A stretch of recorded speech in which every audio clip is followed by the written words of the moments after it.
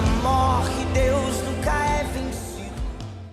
Fala galera, tudo bem? Tudo tranquilo? Como você já sabe, eu sou Adelso Calvetti, coordenador do Projeto Alcançar. Hoje eu estou vindo fazer uma revisão de português, entendendo que haverá um simulado de português e matemática para os alunos do nosso projeto, beleza? Hoje nós vamos falar sobre que é a nossa famosa Olimpíada do Projeto Alcançar, em data confirmada.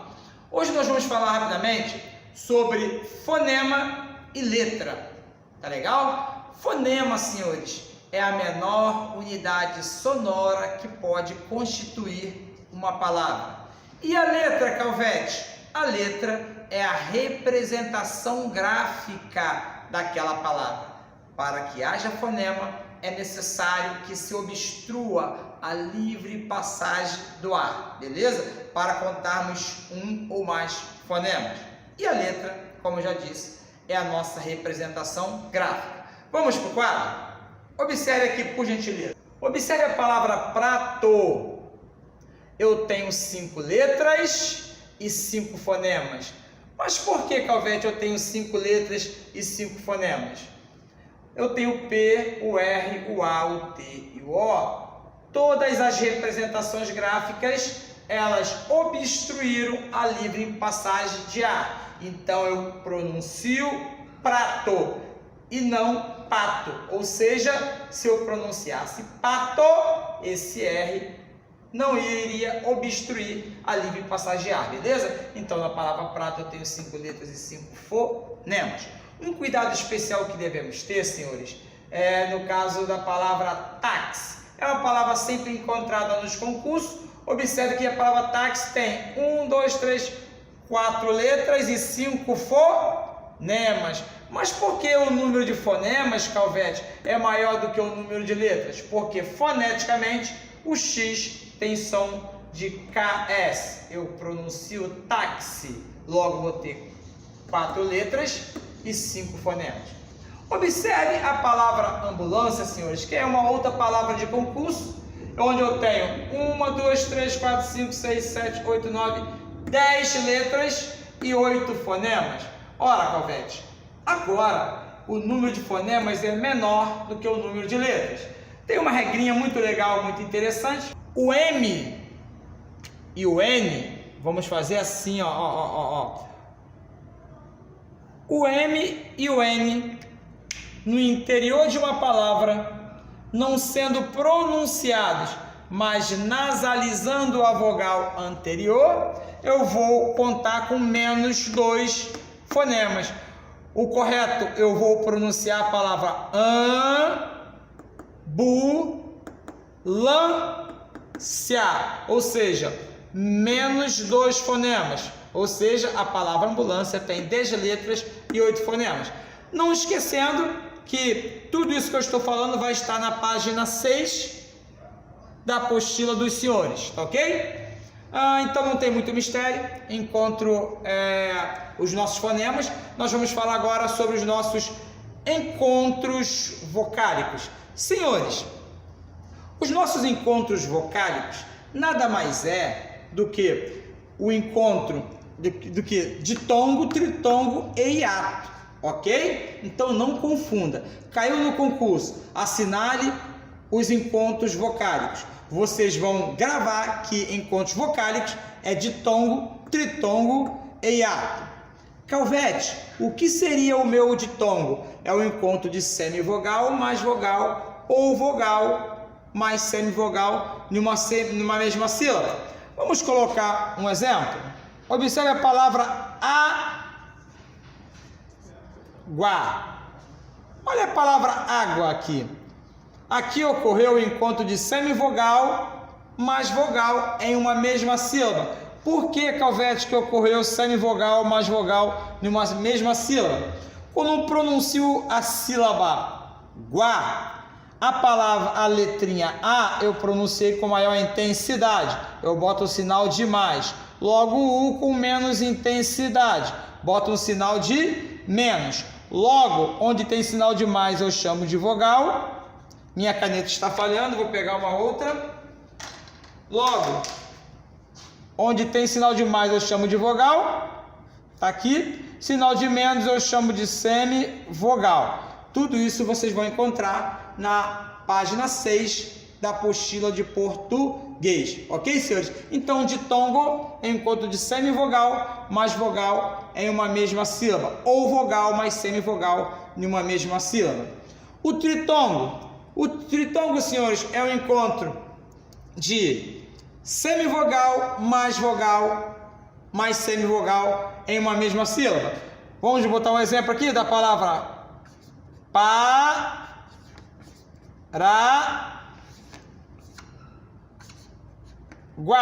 Senhores, o A é sempre vogal, o U vai ser semivogal e o I vai ser semivogal. Tá aqui o nosso tritongo, tudo bem?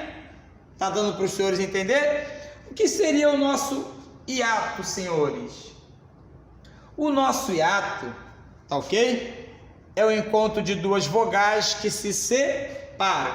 Calvete, para fins de concurso, o que vale a pena ressaltar? Que no hiato, quando ocorre com vogais idênticas, exemplo, vou, enjoo, eu chamo de hiato homogêneo, beleza? Quando ocorre com vogais diferentes, tá legal? Eu chamo de hiato heterogêneo. Então, nos concursos, para fim de concurso, quando eu tenho vogais idênticas, quando as vogais se repetem, eu vou chamar de hiato homogêneo. Quando ocorrer com vogais diferentes, exemplo, piano,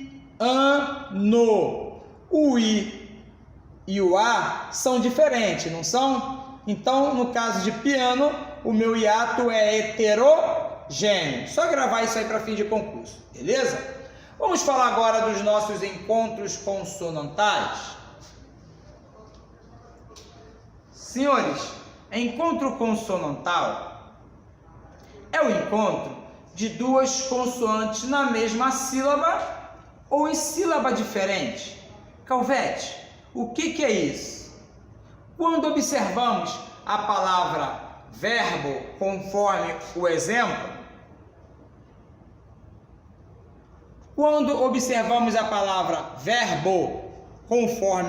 exemplo, observe aqui, senhores. A palavra verbo, eu tenho o encontro consonantal em R e B. Então, aqui o encontro consonantal é o encontro de duas consoantes na mesma sílaba ou em sílaba diferente, tá legal, gente? Eu estou pegando o exemplo aqui de separação silábica, mas eu estou mostrando para vocês que aqui ocorreu o encontro consonantal na palavra verbo, beleza? Os encontros consonantais podem ser perfeito, imperfeito, próprio ou impróprio, separável ou inseparável. Os alunos que já tiveram aula comigo já sabem que o encontro consonantal perfeito é quando encontramos na mesma sílaba as duas consoantes. Exemplo, observa aqui agora a palavra prato. Opa! Quando o encontro consonantal que ocorreu em PR ocorre na mesma sílaba, eu falo que o encontro consonantal ele é perfeito, tá legal? Calvete, qual é o exemplo que você pode deixar para os alunos para que eles possam entender de uma vez por toda o que é um encontro consonantal perfeito e um encontro consonantal imperfeito? Vamos dar um exemplo do encontro consonantal imperfeito? Observe aqui. Senhores, observe que o R e o B foram separados. Então, encontro consonantal é o encontro de duas consoantes na mesma sílaba ou em sílaba diferente. Tá legal? Daí ser classificado de perfeito. Vamos dar um exemplo muito simples. Vamos entender que o P e o R são chamados de Paulo e Roberta. Deus criou o homem e a mulher para que eles possam se conhecer, é claro, noivar, casar e ficarem juntos para sempre. Então, veio a crise chamada separação silábica para o casalzinho Paulo e Roberta, e eles permaneceram juntos. Olha que exemplo interessante. Então, eu posso falar que ele é um casal perfeito. Olha um exemplo do casal imperfeito, senhores. Já que o homem nasceu para namorar, conhecer uma menina, namorar e casar. Vamos observar aqui o Roberto e a Bruna.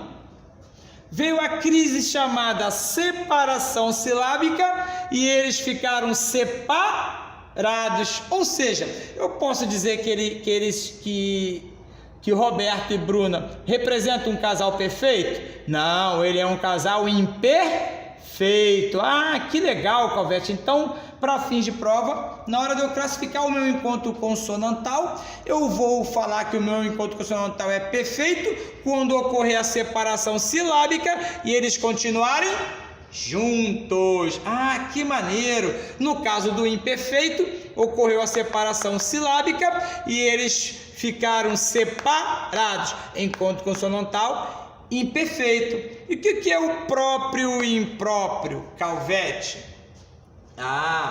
O próprio, ele vai acompanhar o encontro consonantal perfeito, beleza? Todo o encontro consonantal que é perfeito, ele vai ser próprio. O impróprio vai acompanhar o encontro consonantal imperfeito. E o que é o separável e inseparável? A palavra já diz, inseparável é o PR, separável vai ser o R e o B, beleza? Então, para fim de prova, encontro consonantal pode ser perfeito, próprio e inseparável. Ou o encontro consonantal pode ser imperfeito, impróprio e separável, beleza? Para fim de concurso, na apostila dos senhores, vocês vão encontrar, alunos, falando sobre encontro consonantal, junto ou disjunto. Junto é aquele que, mesmo com a separação silábica, como em prato, eles permaneceram juntos. Então eu chamo de encontro consonantal junto. E que seria o disjunto? Seria aquele que ocorreu em sílaba separada. Tudo bem? Tudo beleza? Vamos falar agora do nosso dígrafo. Senhores, o que seria o nosso dígrafo? Dígrafo, na teoria, é o encontro de duas letras em um único som. Calvete, o que vem a ser o dígrafo? Como que funciona o dígrafo para fim de concurso público? Observar, senhores, que eu vou chamar de sempre dígrafo, aqui o SD, RR, SS, NH, LH e CH. Em RR nós encontramos a palavra carro, sempre dígrafo. Em SS encontramos a palavra assadura, sempre dígrafo. NH pode ser rainha, LH pode ser alho e CH pode ser chave, com som de X. Caiu na prova, eu vou chamar de SD, ou seja, sempre dígrafo. Calvete, quais são os dígrafos perigosos, Calvete? Sim, senhores, os dígrafos perigosos, está aqui conforme eu destaquei para os senhores, os dígrafos perigosos são aqueles que ora vão funcionar como dígrafo, ora não vão funcionar como dígrafo. Por exemplo, na palavra, nos encontros das consoantes SC, só para vocês terem uma ideia, eu posso pegar aqui um exemplo muito simples e posso trazer para os senhores da seguinte forma. Observe aqui a palavra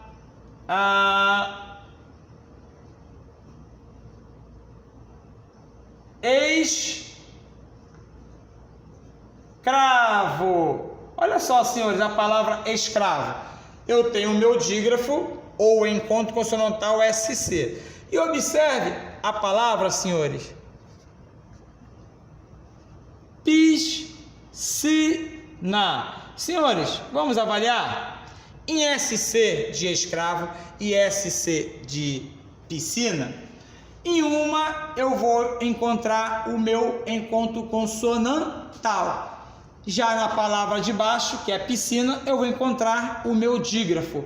Por que, Calvete, em escravo eu tenho encontro consonantal e em piscina eu tenho o meu dígrafo? Porque, senhores, tanto o S quanto o C obstruíram a livre passagem de ar. Eu pronuncio escravo e não escravo, beleza? Então, tanto o S quanto o C obstruíram a minha livre passagem de ar. Já em piscina, eu não pronuncio o S, senhores. Aqui ocorre o fenômeno do dígrafo, que é o encontro de duas letras e um único som. Foneticamente, eu pronunciei piscina, ou seja, eu deixei de pronunciar o meu S, logo vou incorrer, né, no meu dígrafo, beleza? Observe aqui, senhores, falando de dígrafo, observe o dígrafo XC, tá legal?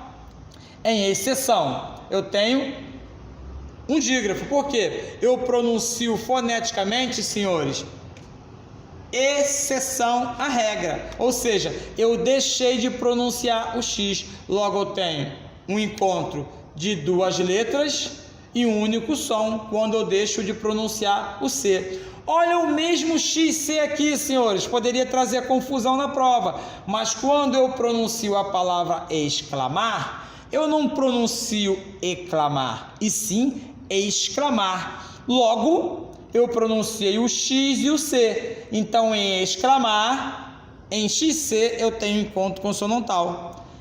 Em exceção, em XC, eu tenho dígrafo.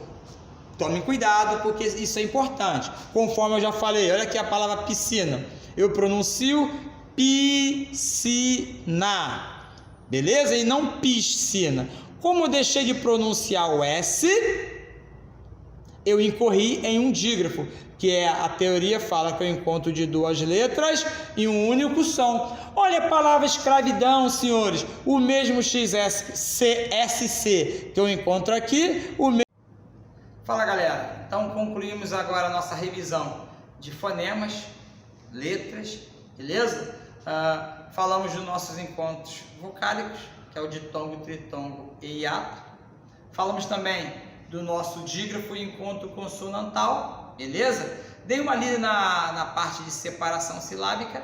E só uma dica: consoante não seguida de vogal, ela é atraída para a sílaba anterior. Então preste atenção nisso aí na hora de separar as nossas sílabas, beleza? Agora nós vamos falar de regra de acentuação gráfica, beleza? Mas antes de falarmos de regra de acentuação gráfica, nós precisamos aprender a classificar uma palavra quanto à posição da sílaba tônica. E o que seria a minha sílaba tônica?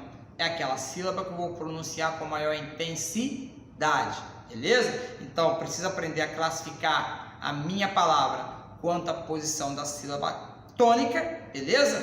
E classificar também essa palavra quanto ao número de sílaba. Então, quanto à posição da sílaba tônica, ela vai ser oxítona, paroxítona ou proparoxítona, de acordo com a posição da sílaba tônica. Quanto ao número de sílaba, ela vai ser monossílaba, apenas uma sílaba.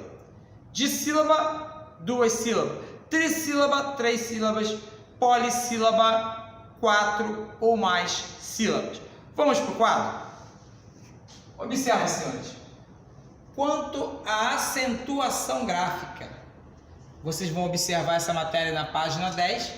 As nossas palavras vão ser oxítonas quando a última sílaba é a tônica, ou seja, quando a sílaba mais forte é a última da direita para a esquerda. Exemplo, vamos botar um exemplo aqui no quadro então. Olha a palavra marabá. Quando a última sílaba da direita para a esquerda é a tônica, eu chamo de oxítona. Quando a penúltima sílaba da direita para a esquerda é a mais forte, eu chamo de paroxítona, beleza? Vamos dar um exemplo de paroxítona. História. Observe que para que ela seja oxítona, a última sílaba da direita para a esquerda vai ser a mais forte, beleza? A sílaba tônica. Para que ela seja paroxítona, a penúltima sílaba da direita para a esquerda vai ser a mais forte. Então, tó de ar, beleza? E para que ela seja proparoxítona, a antepenúltima sílaba, exemplo, lâmpada. Talvez não esteja tão claro, ó, lâmpada. Então, em Marabá, eu falo que a minha palavra é oxítona, em história, paroxítona, lâmpada, proparoxítona. Primeiro passo para que possamos classificar, acentuar de forma correta uma palavra, é entender que essas palavras vão variar em oxítona, paroxítona e proparoxítona. Entendendo isso, tudo vai ficar mais fácil na hora de interpretar a regra de acentuação gráfica na página 10 e 11 da nossa apostila. Aproveitando o ensejo, senhores, monossílaba é a palavra que tem apenas uma sílaba, beleza? Então a palavra sol, pé, tá legal? Tudo vai ser monossílaba. Dissílaba, 2 sílabas, trissílaba, 3 sílabas, polissílaba, 4 ou mais sílabas. Ok? Então nós vamos encerrar aqui, tá legal? Senhores, vamos numa próxima aula falar sobre a regra de acentuação gráfica. Vamos detalhar e esmiuçar cada regrinha, tá legal? Saber como acentuar cada palavra importante para concurso, observando quanto à sua classificação em oxítona, paroxítona e proparoxítona, ou monossílabo, dissílabo, trissílabo e polissílabo. Um forte abraço, fique com Deus e juntos somos mais fortes. Valeu?